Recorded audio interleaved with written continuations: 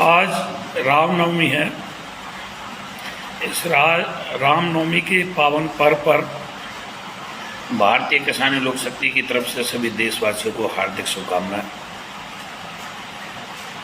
आज का दिन भगवान श्री राम का जन्मदिन है।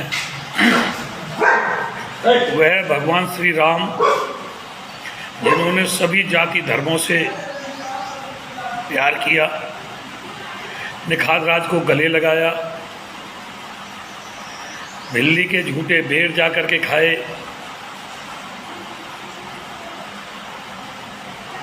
साथियों सरयू नदी पर सबको एक घाट पर स्नान कराया। हालांकि मुझे इतिहास की ज़्यादा जानकारी नहीं है, परंतु जहाँ तक मेरी दूरदृष्टि काम कर रही है, उस समय संपूर्ण हिंदुस्तान में मुस्लिम धर्म नहीं था, सभी हिंदू भाई थे।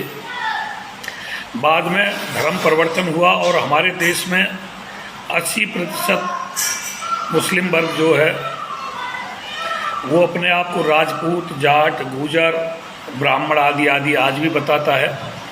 आज भी कहते हैं कि हम तो राजपूत थे, हम तो जाट थे, हम तो गुर्जर थे।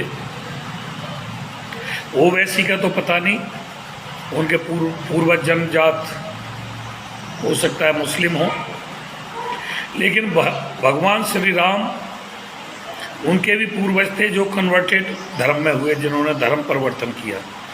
वह उनके भी पूर्वज थे। भगवान श्री राम, भगवान श्री कृष्ण, शिव जी, विष्णु, ब्रह्मा, उन सब की उनके पूर्वज जिन्होंने बाद में धर्म परिवर्तन किया, उन सब की उनके पूर्वज पूजा करते थे। भगवान श्री राम सभी के थे, मेरा कहने का मतलब ये है। और भगवान श्री राम से राजनेता और किसान नेताओं को भी शिक्षा लेनी चाहिए, क्योंकि भगवान श्री राम अपने लिए कभी नहीं जिए, वह समाज के लिए जिए। और जो आतताई थे, जो आतंकवादी थे, जो राक्षस और दुष्ट प्रवृत्ति के लोग थे, उनका उन्होंने संहार किया। जो समाज के दुश्मन थे, जो समाज में जहर घोलने का काम करते थे, उन्होंने सर्व समाज को एकजुट करने का काम किया। वह उन्होंने भालू बंदर की सेवाओं की एक यूनियन बनाई, यूनियन के राष्ट्रीय अध्यक्ष वो रहे। और भालू बंदरों की यूनियन बना करके उन्होंने राक्षसों से लड़ाई लड़ी। उन राक्षसों से लड़ाई लड़ी जो अपना भेष बदलना जानते थे। जैसे मामा मारी हिरण बन गया, सूपनखा कभी सुंदरी बन जाती थी, कभी दुष्ट प्रवृत्ति की औरत राक्षस रूप में आ जाती थी। तो ये राक्षस अपना धर्म, अपना जो भेष है उसको भी बदल लेते थे, रूप बदल लेते थे। रावण के 10 सिर थे, लेकिन बाबा जी के भेष में माता सीता का अपहरण किया। और फिर भगवान श्री राम ने भालू बंदर की सेना इकट्ठी की, यूनियन बनाई,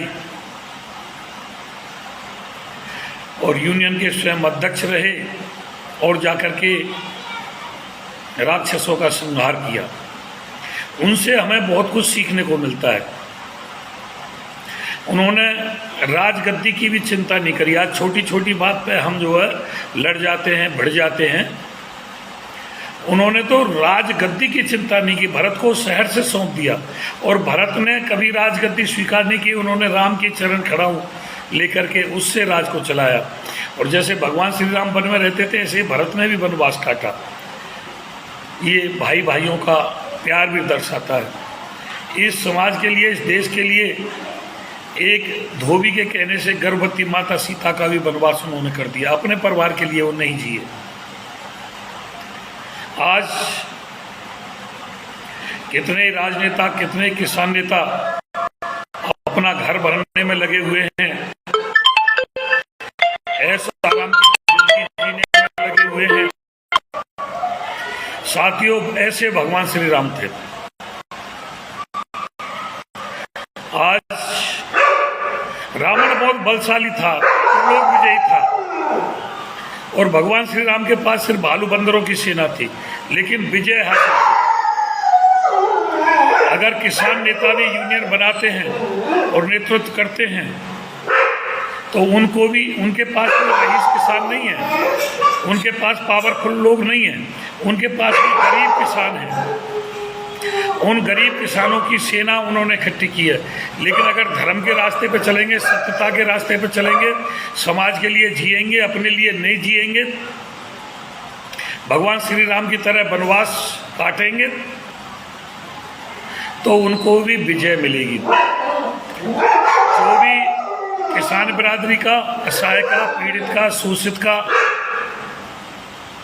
उनके साथ जुल्म करेगा और किसान यूनियन उनके साथ खड़ी होगी तो विजय हासिल होगी। आत्मबल चाहिए कोई भी लड़ाई लड़ने के लिए। किसी भी जो हमारी समाज की कुरीतियां हैं उनसे लड़ने के लिए आत्मबल की जरूरत है, पैसे की जरूरत नहीं है, ना धन की जरूरत है। अपने आप को मजबूत करने की, अपनी सेना को मजबूत करने की, अपने आत्मबल को मजबूत करने की जरूरत है। आज किसान बिरादरी बहुत ही दुखी है। खेती घाटे का सौदा होती जा रही है, युवा वर्ग खेती से हटता जा रहा है। वैसे हमारे देश को कृषि प्रधान देश कहते हैं। तो साथियों, मैं तो सभी अपने आप से भी कहता हूँ, औरों से भी कहता हूँ कि अपने आप में संकल्प लो। ऐश्वर्य की, वैभव की, दिखावे की जिंदगी छोड़ो। अगर वास्तव में तुमने संकल्प लिया है किसानों की सेवा करने की, तो भगवान श्री राम से सीखना चाहिए। बोलने को तो सुबह से शाम तक कितने बोलते रहो, उन्होंने सभी